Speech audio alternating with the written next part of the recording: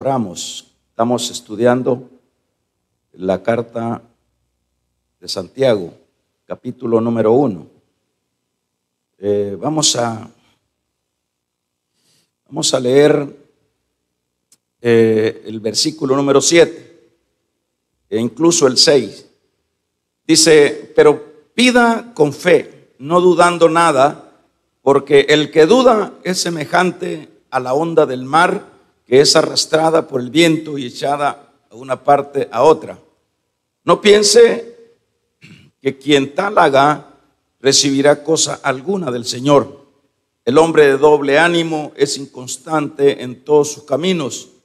El hermano que es humilde o de humilde condición, gloríese en su exaltación, pero el que es rico en su humillación, porque él pasará como la flor de la hierba, porque cuando sale el sol con el calor abrasador, la hierba se seca, su flor se cae y perece su hermosura o apariencia. Así también se marchitará el rico en sus empresas. Vamos a orar. Padre, te damos gracias. Gloria a Jesús. Vamos a tratar, hermanos, de abreviar un poco lo que es la idea que el Señor nos da en estos versículos. Vamos a llamarle a la predicación: cuando pasemos las pruebas, voy a decir las pruebas santas, tenemos recompensa.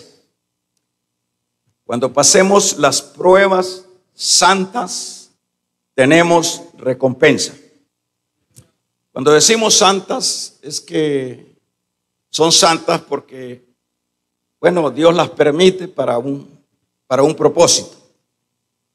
Bueno, vamos a retomar estos versículos donde Santiago dice que la sabiduría que se necesita para poder entender el trasfondo de las pruebas, hay que pedirla con fe.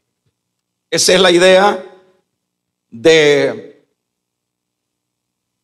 lo cual Santiago dice: bueno, hay que pedir sabiduría. Y esa sabiduría debe de ser para entender, hemos dicho, las pruebas.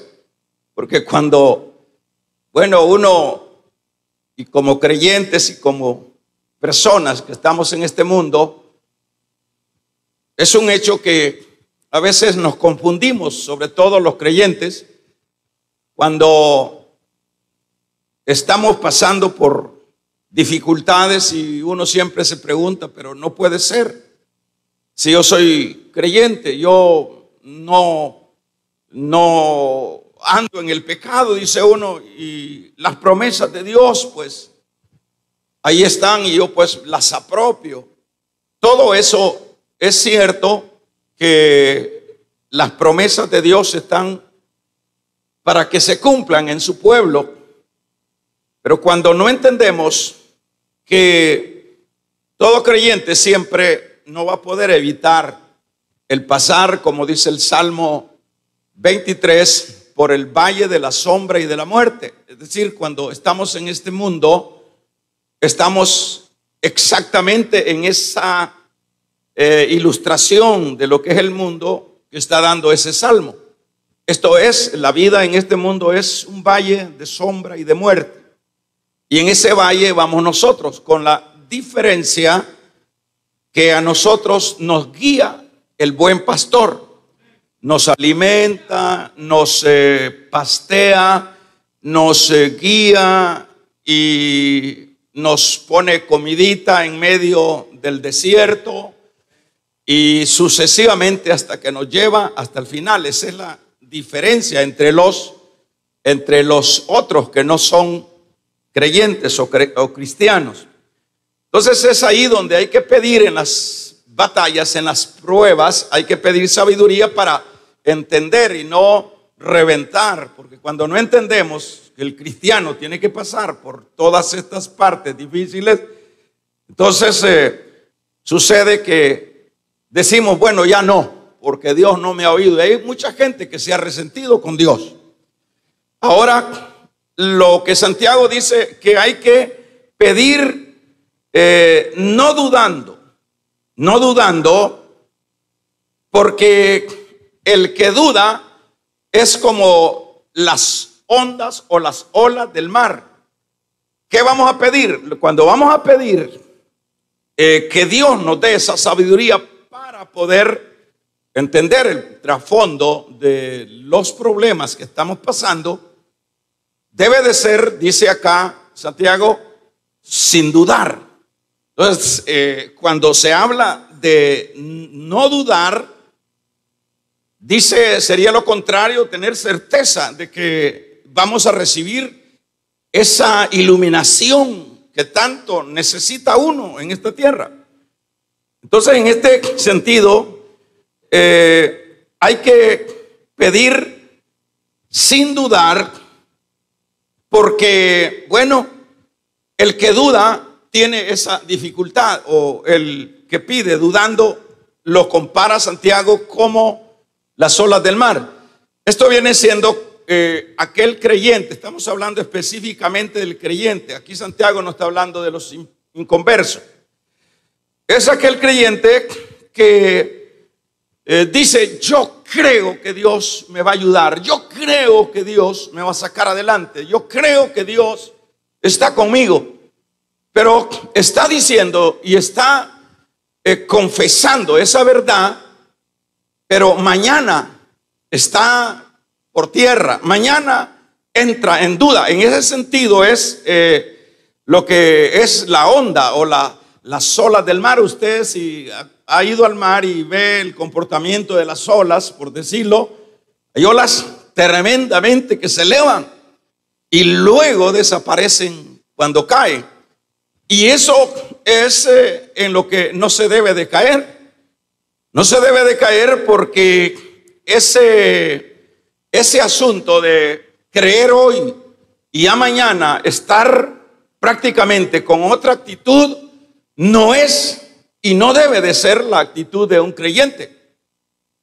Claro que decir esto que estoy diciendo es una cosa fácil decirlo, pero mi modo, lo que recomienda la Biblia, yo no lo estoy inventando, lo que recomienda acá la palabra del Señor es que no debemos de ser de esa manera cuando estamos pidiendo esa sabiduría para entender el trasfondo de por qué estas pruebas, de por qué estas batallas, de por qué si yo soy tu hijo.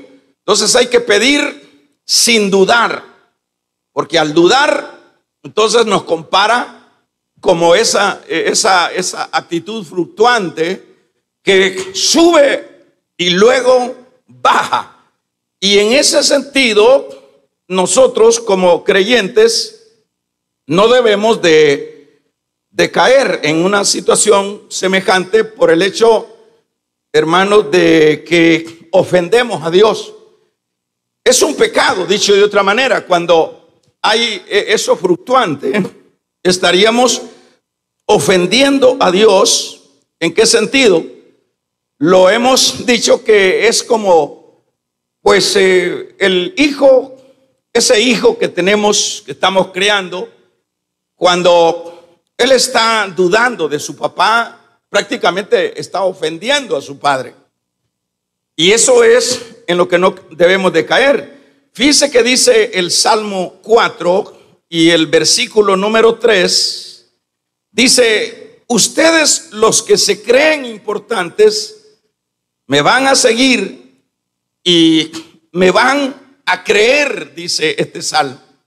Debemos de creerle al Señor, porque si no hay esa actitud de esa convicción de que Dios me va a sacar adelante, me va a ayudar en esta dificultad, entonces estaríamos cayendo en un pecado de incredulidad. Acuérdese que la incredulidad es pecado.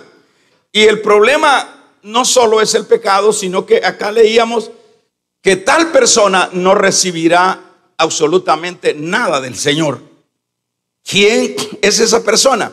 Fíjese que esto es importante ponerle atención por el hecho de que cuando, bueno, estamos en ese sube y baja, en esa dualidad, en esa alma dividida, también pudiéramos llamarle, que es como dualidad, alma dividida, pensamiento dividido, dualidad. Eso sucede que estamos pidiendo, pero no recibimos nada. Y eso puede traer una frustración a la vida del creyente. Claro que sí, porque imagínense que esta semana yo estoy arriba, creyendo que voy a salir adelante. Y en esta semana yo estoy buscando a Dios, orando a Dios, ayunando, buscándolo en todas las maneras que nos recomienda la Biblia. Y bueno, a veces decimos nosotros, bueno, voy a meterme con Dios esta semana. Y viene y no recibe lo que usted pensó recibir en esa semana. Y ahí entra, por supuesto, una actitud de negativismo, de incredulidad. Y la siguiente semana usted ya no tiene esa misma fuerza. Dice, ya no me escuchó Dios, ya Dios se alejó de mí. Y eso es lo que muchas veces sucede cuando se está en esa actitud. Sucede que nos desanimamos, porque siempre, por lo general, usted sabrá que lo que nos recomienda algunos a quien le contamos nosotros, mire, estoy pasando una situación difícil, mire, yo estoy en esta situación, ¿y qué es lo que nos recomiendan siempre? Por lo menos yo he aprendido a ser un poco prudente, por el hecho, prudente en el sentido de que luego que alguien le cuenta a uno su prueba, su angustia, entonces yo he ido aprendiendo que no debo de ser ese consejero o esa persona espontánea para decirle, usted lo que tiene que buscar es al Señor. Usted, o si es lo contrario, usted lo que está sucediendo es que no está buscando al Señor. Y luego viene la persona que está buscando esa semana, digamos, ese mes, y no ha habido una respuesta. Entonces, ¿qué sucede? Más bien lo ofendemos, porque dice, bueno, si yo estoy buscando y él dice que yo busque, entonces en este caso a veces es mejor, hermano, decirle de alguna manera prudente, ¿verdad? Porque hay gente que está buscando y uno le dice busque, bueno, sí estoy haciendo. Y es ahí donde vienen los resentimientos con Dios y las confusiones, porque no se entiende si estoy buscando y porque no recibe, porque hay una fluctuación, porque está como la onda, baja, sube. Y en este caso es lo que recomienda Santiago, es que tenemos que tener una ascendencia, como en las pruebas y en las malas y en las buenas, una ascendencia, como dice, hermanos, como la luz de la aurora.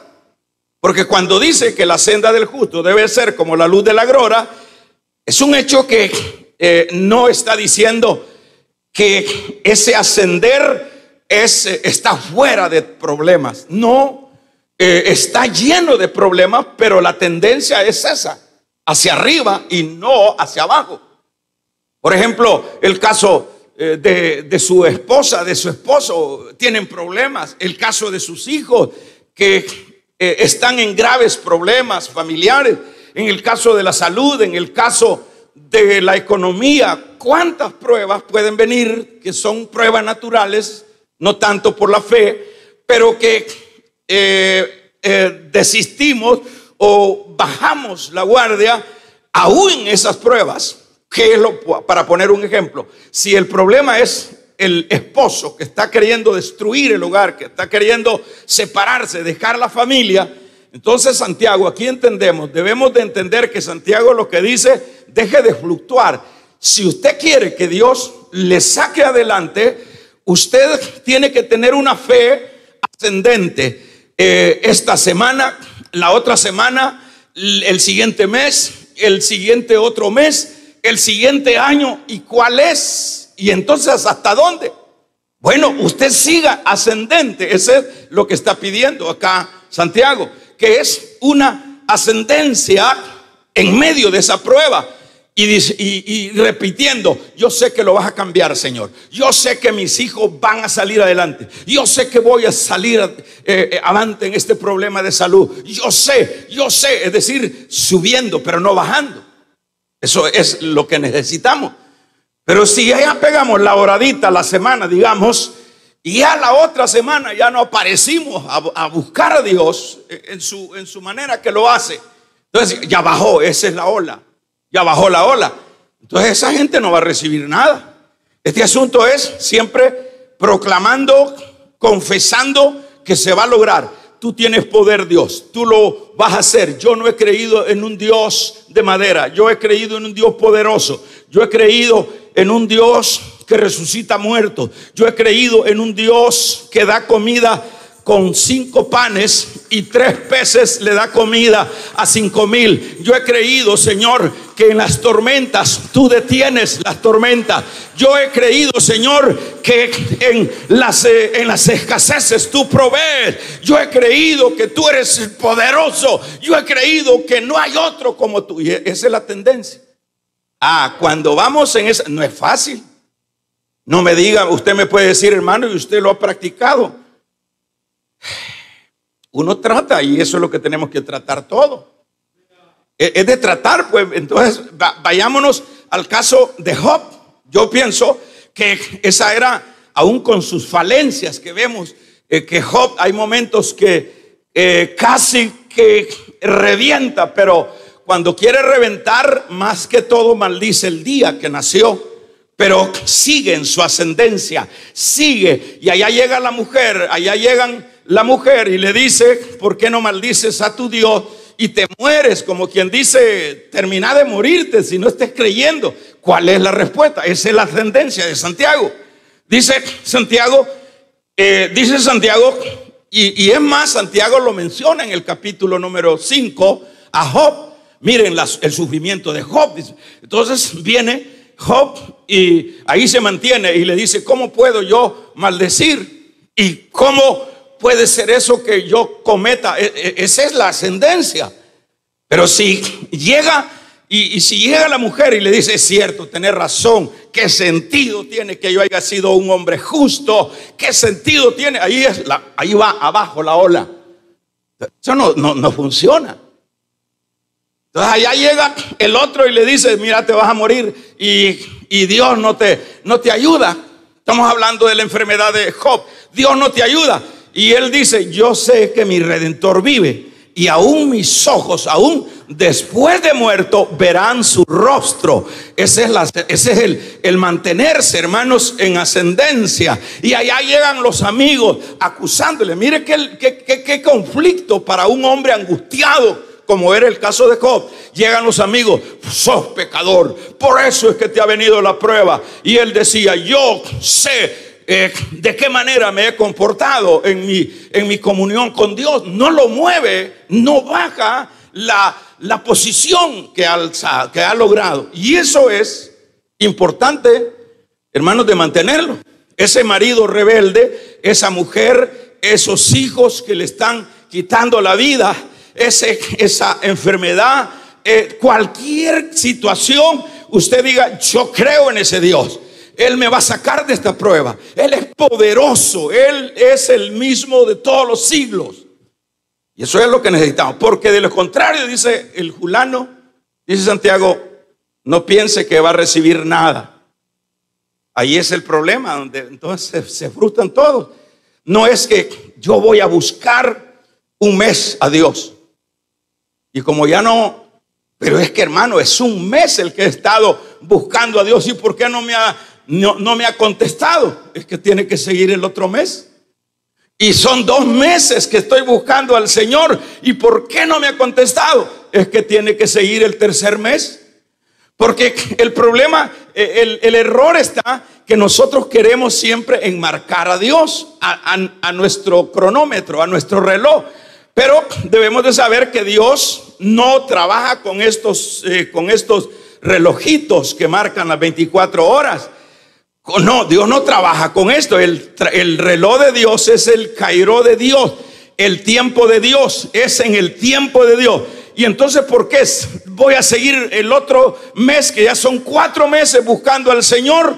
La Biblia no dice cuánto fue el tiempo de Job, hermano. Uno puede especular, pero no pensemos que fueron 2 semanas, que fueron 3 meses, que fueron 4 años. Sin duda fue un padecimiento extenso.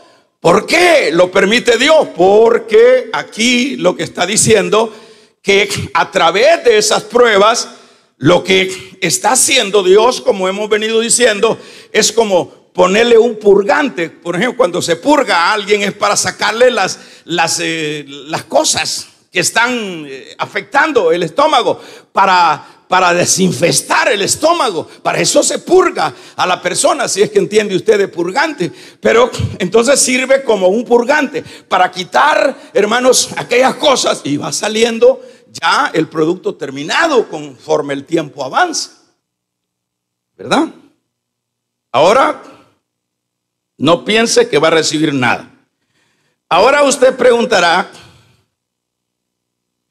vamos a ver, cuando leemos en el versículo número 9, que aparece, que da la idea en el versículo 9, que Santiago está cambiando de tema, pero no está cambiando de tema. Así como en el versículo 5, cuando habla que debemos de buscar la sabiduría, no está cambiando de tema. El contexto son las pruebas, siempre son las pruebas. Y en el versículo 9 tampoco está cambiando de tema Santiago. Él sigue la línea de las pruebas. Y en este caso, por ejemplo, cuando él dice, vamos a ver que los creyentes, hermanos, por ejemplo, en el caso de los creyentes pobres, aquí habla, en este caso, los hermanos de humilde condición. ¿A qué se refiere? Los hermanos de humilde condición, que está diciendo los hermanos que no son ricos, porque aquí hace el contraste con el rico, el pobre y el rico. Este hermano que es pobre y él está pasando por el fuego de la prueba, esto le puede traer a él como una confusión, ¿verdad? En el sentido de que, bueno, aparte de que soy pobre, aparte de que estoy padeciendo las carencias de la vida, vienen las pruebas, Señor, dice, y eso es un hecho. ¿Cuántos hermanos de esta capa social, que en este caso nos involucramos nosotros, porque aquí estamos los de a pie, aquí no están los astronautas que van, hermanos, a Marte, aquí no están los sabios de la tierra, aquí están los de a pie, señores, amén. Aquí está, diríamos, los del montón, pero los del montón con la revelación de Dios. Los del montón con, hermanos, con el ADN de Dios. Es decir, para que no estemos pensando de que ya usted, porque tiene algún su par de títulos, ya usted ya se cree la mamá de Tarzán y no viene siendo ni la abuela de Chita, dicen. Pero el punto es que en este caso, hermanos, somos los de a pie, nosotros. Entonces, siempre somos afectados y podemos ser afectados emocionalmente, porque pues sí, somos tuyos, Señor. Y aparte que a veces tenemos tantas dificultades, endeudados, estamos afligidos, Señor. Hay veces que, y en países peores que otros, hermanos, la iglesia tiene que saltear muchas veces con su alimentación. Hay de casos a casos, y ahí puede venir esa pregunta a Dios: ¿por qué, Señor? ¿Por qué? ¿Por qué? Aparte de que tengo necesidad, tengo escasez, vienen estos problemas, vienen estas pruebas. Entonces acá lo que leemos es que esto es precioso, hermano. Lo que entendemos acá, como dice Santiago, en este versículo número 9, fíjese, dice en esta versión: si alguno de ustedes es pobre, debe sentirse orgulloso de lo mucho que vale ante Dios. Es decir, si usted como pobre, si ustedes como humildes, dice en esta versión, los de baja, dice los de humilde condición, que es lo mismo. ¿Qué es lo que está sucediendo? Los de humilde condición, los pobres, lo que tienen que hacer, hermanos, es alegrarse en las pruebas. ¿Cómo es eso? Hay que alegrarse en las pruebas? Eso es lo que está diciendo acá.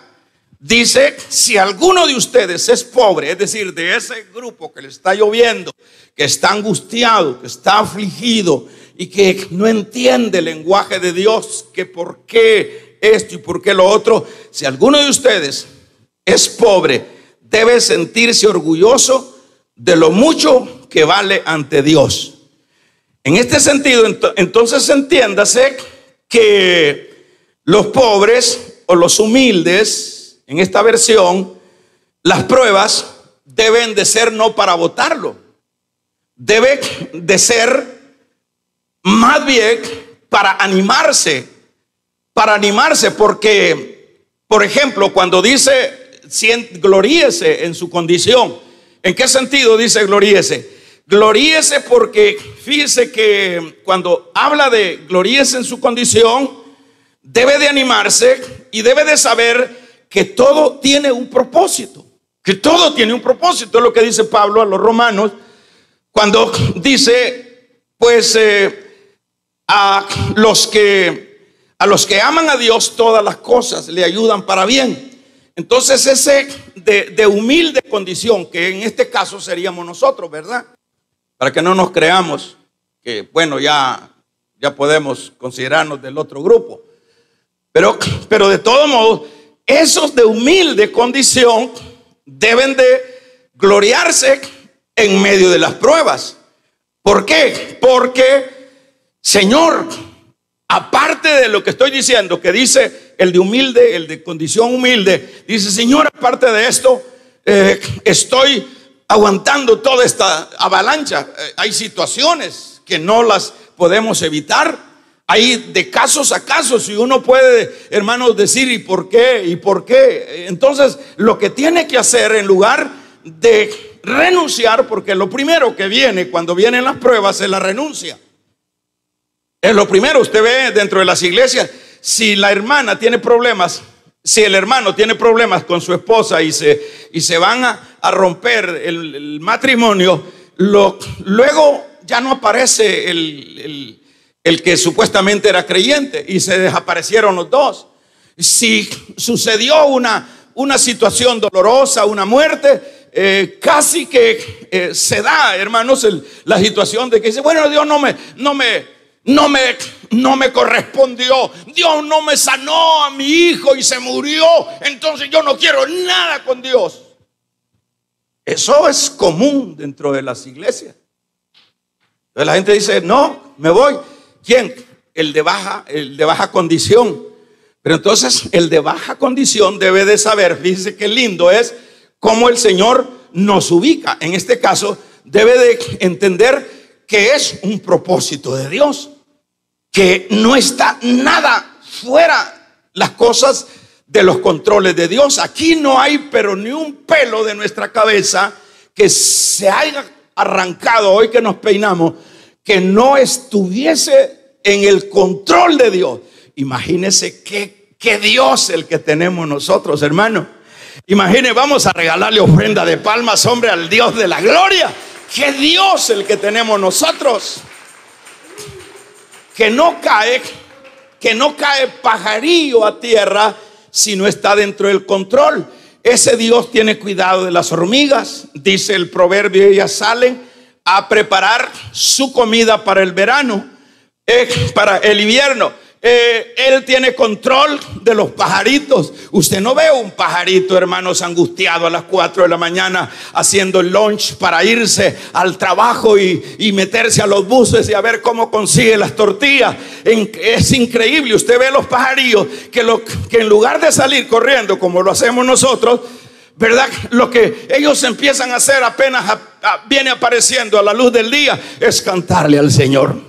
Empiezan a cantar y hay de cantores a cantores, jilgueríos preciosos, cantando unos pajarillos negros, unos hermanos, unos clarinieres que le llaman, tremendo. Pero ¿cómo hacen para tener esa alegría? Ellos tienen su estomaguito lleno, ellos comen todos los días más que lo que nosotros pensamos. ¿Y cómo es? El Señor dijo: ¿por qué os afanáis vosotros? ¿Por qué? ¿Qué comeremos y qué vestiremos? Ved las aves del cielo que no siembran, pero mi Padre las alimenta. Ese es el Dios que nosotros tenemos. ¿Qué le parece ese Dios que nosotros tenemos? Ese Dios conoce hoy cómo te levantaste afligido, que no tenés para tu comidita. Y entonces, ¿por qué no me da, pues? Es que Él tiene propósitos. No te da porque Él tiene propósitos. Porque si no se caen las asperezas, porque Él quiere, como hemos dicho, irnos llevando hasta la estatura del varón maduro. Entonces, en ese sentido, ahí viene, ese es el Dios que nosotros tenemos. Entonces, Él de baja condición tiene que tener eso bien grabado en su corazón. Señor, hay un propósito. Y cuando Él está diciendo acá, ¿verdad? Cuando Él está diciendo, debe de más bien de sentirse, fíjate, aquí en esta versión dice, debe sentirse orgulloso de lo mucho que vale para Dios, ¿verdad? ¿En qué sentido? Orgulloso porque si estoy siendo probado por ti, Señor, el trasfondo que está diciendo Santiago, debe sentirse orgulloso porque usted está en el propósito del Señor. Usted no está aislado, a usted lo tiene el Señor, pero en una atención constante. Entonces debe de sentirse orgulloso de lo mucho que vale para Dios. Qué bueno cuando hermanos a uno lo toman en cuenta. ¿Cómo se sentiría usted si usted va allá vamos a ver, a Estados Unidos o a algún país rico y allá lo atiende el presidente de allá, de ese lugar? ¿Cómo se siente? Bueno, no tenemos diríamos, un estatus que nos permita codearnos con ese tipo de dignatarios, pero hermanos, ¿cómo se siente? Uno se siente realmente, bueno, hay gente que llega a Washington y allá hay una estatua bien parecida siempre del presidente que está en turno, y los de aquí, de estos lados, ya se sacan la selfie con la foto con esa estatua, con el presidente que está ahí, y ahí vienen apantallando. Mire, me saqué una foto con el presidente, no, con la estatua que está ahí en la entrada del palacio hermano. Pero ¿cómo no podemos sentirnos nosotros? ¿Verdad que así es, hermano? No. ¿Cómo no nos podemos sentir nosotros? Que no el presidente de allá, sino el Rey de Reyes y el Señor de Señores, oh gloria a Dios, nos toma en cuenta. Ese Dios de los cielos nos conoce y dice: mi muchachito es rebelde, le voy a pegar una revolcada, dice. Ay, dice, me duele, Señor. Aguante, papá, le dice. Tengo propósitos para usted, pero no tengo comida, pero no tengo para pagar los recibos, aguántese. Entonces debe de sentirse, hermanos, debe de sentirse orgulloso de lo mucho que vale para Dios. Las pruebas lo van a llevar a la exaltación. Ahora el caso es el creyente rico, porque estamos hablando siempre del trasfondo, el contraste del rico. Entonces el rico no debe de extrañarse, en este caso, ni renegar cuando hermanos, esté pasando por las pruebas, no debe de renegar. Bueno, en este caso es el que tiene. En el primero que mencioné es el que no tiene. Mire qué armonía le da el Espíritu Santo a Santiago. El que tiene, bueno, ¿cuál es el problema con respecto o cuál es lo que tiene que aprender el que tiene, el rico, que aquí lo llama con esas mismas palabras? Eso es lo que dice: si alguno es rico, debe sentirse feliz cuando Dios lo humilla. Entonces quiere decir que, bueno, viene la prueba. Supongamos, usted sabe que el rico inconverso, cuando le viene la prueba, muchas veces lo que hacen es suicidarse cuando quiebran en sus empresas. ¿Cuánta gente en las bolsas, hermanos? Allá, por ejemplo, en Nueva York, yo he visto cosas de esos que están manejando la bolsa de valores y que perdieron bajó el café, bajó, no sé, bajó algún producto del mundo y se deprimen y se matan de un solo. Se matan de un solo. Pero aquí el Señor le dice al rico cristiano, den un amén los ricos cristianos. Den un amén los ricos cristianos. Ya que no le cree a Dios, ¿verdad? Nosotros somos ricos, dice la Biblia que Él se hizo pobre para enriquecernos a nosotros. Gloria a Dios.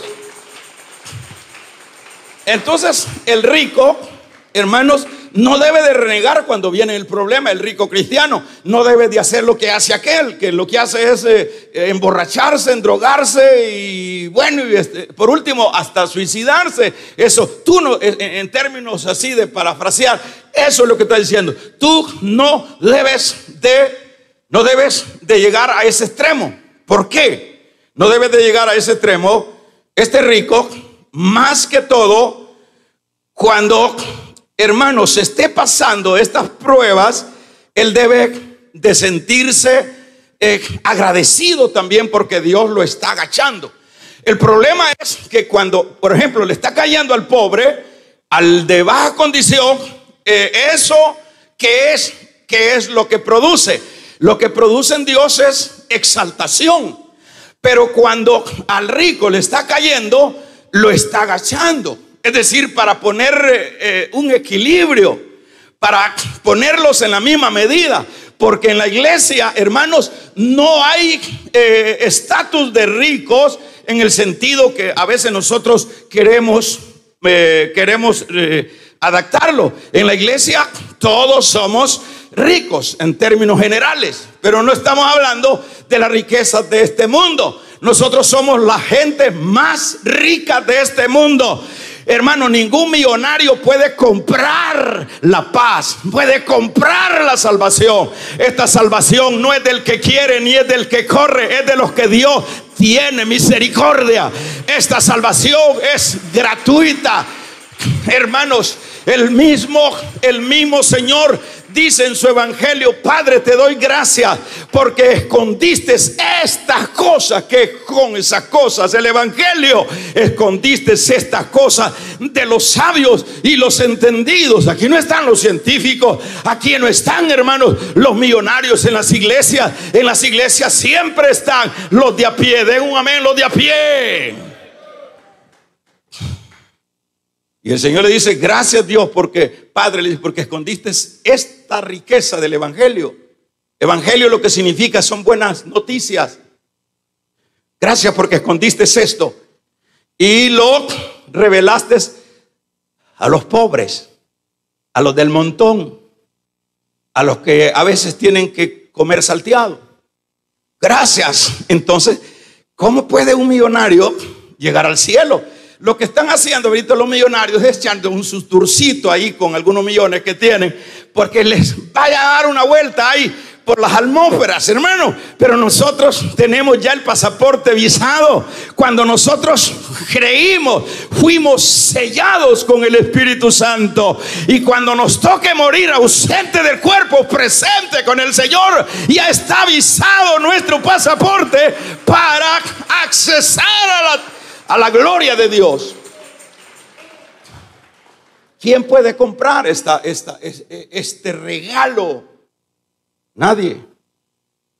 Entonces los ricos de la iglesia, en este caso, bueno, lo que hacían y lo que vemos en el trasfondo de los patriarcas, que eran ricos, eran millonarios. Cuando dice eran ricos, esa palabra rico en el hebreo es multimillonario. Esa palabra rico eran multimillonarios. Un Job era multimillonario. Pero ellos, esa riqueza no los mareaba. Esa riqueza ellos sabían que venía de parte de Dios. Y la distribuían dentro de los asuntos de Dios. Por eso es que en la iglesia es peligroso que un rico, hermanos, bueno, que no lo hay en ese sentido que entendemos riqueza material, ¿verdad? Pero por lo general, siempre si hubieran, hay un dicho que por ahí dicen, bueno, la obra de Dios se hace, fíjese bien, he dicho que dice ahí, porque la idea es que si vienen algunos ricos aquí a la iglesia y dicen, ay, ese ya la hizo, sí, que le van a ayudar. No, hermano, la obra de Dios se hace sencillamente con las ofrendas del pobre y con las promesas del rico, que solo son promesas. El rico solo promete, pero no da nada. Aquí teníamos algún par de esos que estuvieron recién iniciada esta iglesia, pero esos ricos ni agua echaban, hermano. No es que aquí les estamos pidiendo, yo nunca le he pedido a nadie, yo le pido a Dios. Pero así es como se dice que se hace la obra de Dios, con las ofrendas del pobre y con las promesas del rico. Eso lo promete, pero nunca se mete la mano a la bolsa. De un amén los pobres. Vamos a regalarle una ofrenda de palmas, hermanos, a Dios de la gloria. Entonces, este rico debe de, hermanos, no debe de extrañarse, ni debe de estar renegando por el hecho de que él está quebrando, él está en la prueba, él está en el dolor, él está en la situación. Debe de, porque dice, fíjese qué lindo lo que dice el verso 10. Dice, si alguno es rico, está hablando de la iglesia, debe de sentirse feliz cuando Dios lo humilla. Es decir, cuando Dios te está quitando el humo. Porque pues sí, es que el problema de la riqueza, hermano, es un peligro la riqueza dentro de la iglesia. Dentro de la iglesia es peligrosísimo la riqueza cuando no hay madurez espiritual.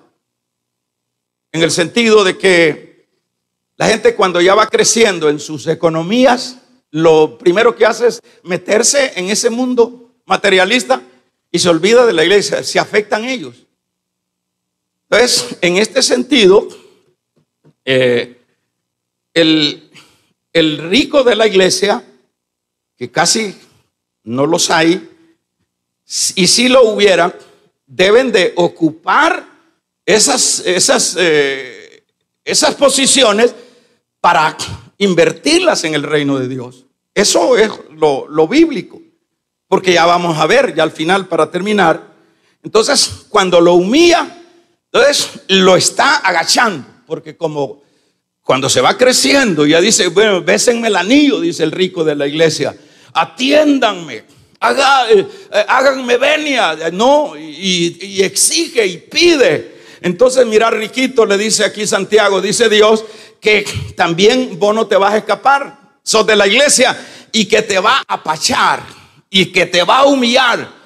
Y cuando te está humillando, debes también, igual que el de baja condición, debes de sentirte bendecido, porque cuando te está humillando es que también estás en la agenda de Él, es porque también sos de Él. Y cuando te está humillando, en lugar de quejarte, mejor exalta a Dios, porque, hermanos, eso es lo que equitativamente Dios equilibra. En este caso aquí lo está diciendo Santiago. Entonces lo pone en el nivel. Por eso es que cuando hay alguna prosperidad dentro de los miembros de la iglesia, cuanto más podemos nosotros, hermanos, invertir, y cuanto más podemos nosotros ser humildes, mucho mejor es. Menos problema tenemos de caer, que nos pongan la prensa, que nos ponga el zapato del Señor en el pescuezo. ¿Y qué estás haciendo, Señor?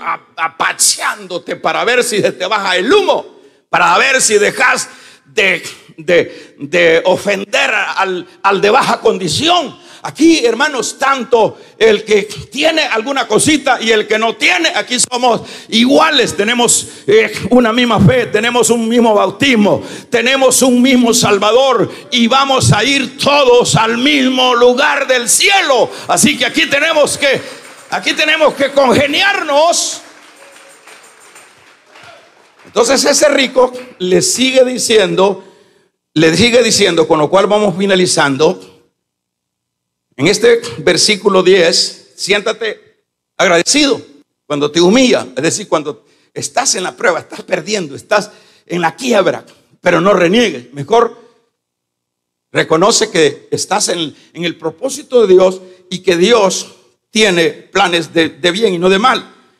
Pues las riquezas, fíjese lo que le está diciendo a continuación, pues las riquezas duran poco, como la flor del campo. Este es el contexto. Acuérdese que aquí no podemos desligar el contexto desde el primer versículo. El contexto son pruebas, para que no nos perdamos. Entonces, si está diciendo, pues las riquezas duran poco, muy poco, son como la flor de la hierba o del campo. Cuando hace mucho calor, las plantas se secan, entonces la flor se marchita y se pierde la belleza. Lo mismo pasa ¿con quién? Con el hombre rico. Ni él ni su riqueza dura. Nada en esta tierra, nada es de casarse con ellos, de abrazar aquello. ¿Por qué? Entonces Santiago dice, hermano rico de la iglesia, usted no debe de afincarse en nada de lo material, de las cosas de esta vida, porque son como la flor de la hierba, y la misma vida del hombre es como la flor de la hierba. En ese sentido se requiere, pues, todo es entender. Cuando uno no le predican esto, hermanos, está crudo. Uno es un animal dentro de la iglesia porque le falta la dirección, le falta el instruir. Entonces aquí le está diciendo, no, hermano rico, no se levante. Por eso yo digo que pensemos en el caso de Job. ¿Por qué le pasó eso?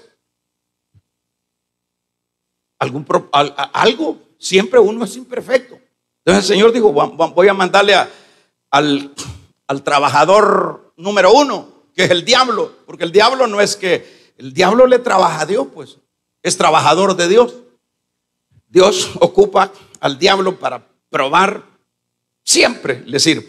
Entonces en este caso el rico, yo aconsejaría a los ricos que están allá en Europa, en Estados Unidos, en Australia, allá, esos ricachones que hay allá, hermanos de la iglesia ricos, entiendan el mensaje. Damos un amén. Manténgase en la humildad, manténgase en el bajo perfil de la vida espiritual. Si hay algo, hay que usarlo para la gloria de Dios, porque al fin y al cabo se queda. Cuando venga el día del Señor, dice Ezequiel, que los ricos tirarán su plata y su oro en las calles, como quien dice, buscando cómo salvarse con eso, pero ni su plata ni su oro los podrá librar de la ira venidera. Vamos a regalarle ofrenda de palmas al Dios de la gloria.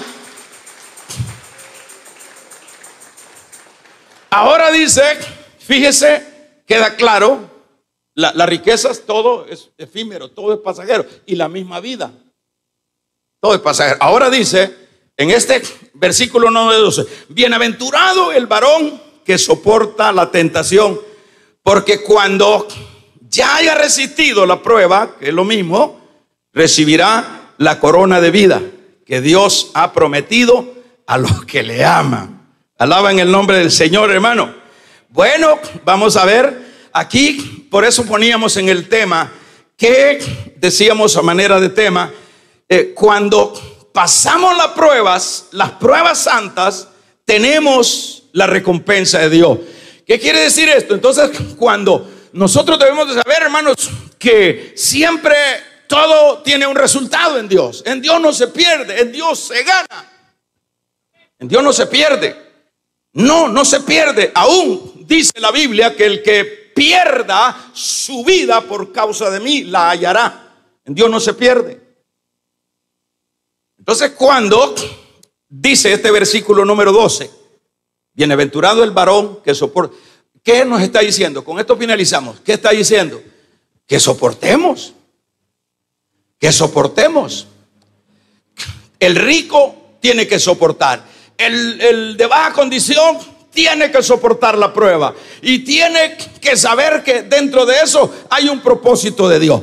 ¿Y qué sucede cuando hemos pasado la materia? Cuando hemos pasado, hermanos, por el fuego de la prueba, ¿qué es lo que sucede? Tal vez en este caso no podemos aplicar lo que sucedió en Job, porque luego le recuperó Dios todas las cosas.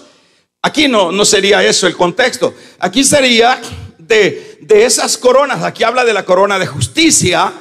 Aquí está hablando, sí, de la corona, verso 12. Bienaventurado el varón que soporta la tentación, que es igual, porque cuando haya resistido la prueba recibirá la corona de vida que Dios ha prometido para los que le aman. O sea que cuando nosotros hayamos pasado el fuego de la prueba y que Dios nos ayude, no sé cuál puede ser lo que están pasando ahorita por el fuego de la prueba. Hay cosas terribles, hay cosas dolorosas, pero esto ayuda, hermanos, en tiempos difíciles. Nos ayuda a saber que cuando logremos pasar, hermanos, aunque sea con dificultades, a veces a regañadientes, a veces en reclamo, pero que logramos pasar, nos espera los premios, nos esperan las recompensas.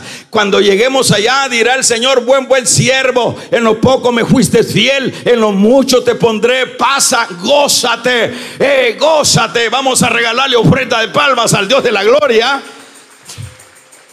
Cuando el apóstol Pablo dice: hermanos, he peleado la buena batalla, he acabado la carrera, he guardado la fe, por lo demás me espera la corona. Todo al final, las coronas no son antes, porque antes queremos como cristianos: Señor, bendecime ya. Es cierto, Dios nos puede bendecir de una manera relativa, pero las bendiciones fuertes, como el plato fuerte, está al final.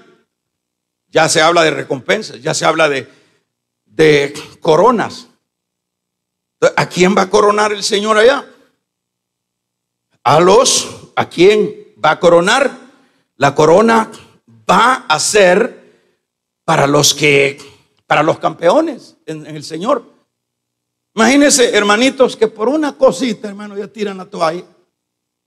Imagínense, en las iglesias ahora está tan delicado, está tan sensible la vida en las personas, que ya el hermano que está aquí, hay uno que vino una vez que dice que es cristiano y solo le dijeron los hermanos: aquí a este lado se va a sentar, hermano. No, yo allá quiero, dijo.